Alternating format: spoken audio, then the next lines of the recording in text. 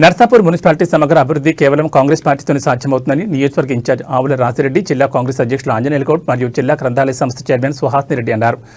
శుక్రవారం నర్సాపూర్లో రాబోయే మున్సిపల్ ఎన్నికల సన్నద్ధతపై వార్డు అధ్యక్షులతో ప్రత్యేక సమావేశం నిర్వహించారు. గత 10 ఏళ్ల బీఆర్ఎస్ హయాంలో నర్సాపూర్ పట్టణం అభివృద్ధికి ఆమడ దూరంలో ఉందని నాయకులు మండిపడ్డారు. నిధుల మంజూరులోనూ మౌలిక సదుపాయాల కల్పనలోనూ పట్టణ ప్రజలను విస్మరించారని ఆరోపించారు. ప్రస్తుతం రాష్ట్రంలో కాంగ్రెస్ ప్రభుత్వం అధికారంలో ఉందని, మున్సిపాలిటీలో కూడా కాంగ్రెస్ అభ్యర్థులను గెలిపిస్తే పట్టణాన్ని ఆదర్శంగా తీర్చిదిద్దామని ప్రజలకు పిలుపునిచ్చారు.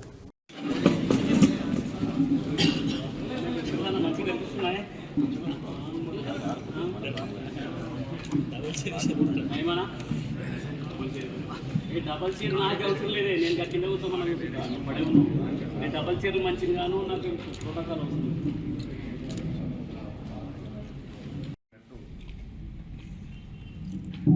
మన నర్సాపూర్ పట్టణం మున్సిపాలిటీగా గత ఎన్నికల్లో ఆవిర్భవించడం జరిగింది. అంతకుముందు గ్రామ పంచాయతీగా ఉండే, ఎవరు అవునన్నా కాదన్నా ఈ పట్టణాన్ని చూస్తే గత పాలకులు ఏ విధంగా నిర్లక్ష్యం చేసిర్రు అనడానికి ప్రత్యేకంగా వేరే ఎవరు చెప్పాల్సిన అవసరం లేదు. మనం నర్సాపూర్ పట్టణంలో తిరిగితేనే అర్థమవుతుంది. గత పాలకులు వాళ్ళ స్వలాభం కొరకు పనిచేసిరా లేక నిజంగా నర్సాపూర్ పట్టణ ప్రజల కొరకు పనిచేసిరా అనేది తేటతెల్లమవుతుంది.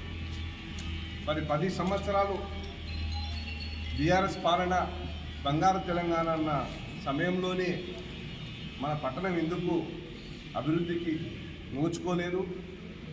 హైదరాబాద్ పట్టణానికి ఆమడు దూరంలో ఉన్న ముఖ్య ధ్యేయంగా లక్ష్యంగా మేమందరం ఈరోజు మరి ఇక్కడ సమావేశం ఏర్పాటు చేసుకోవడం జరిగింది.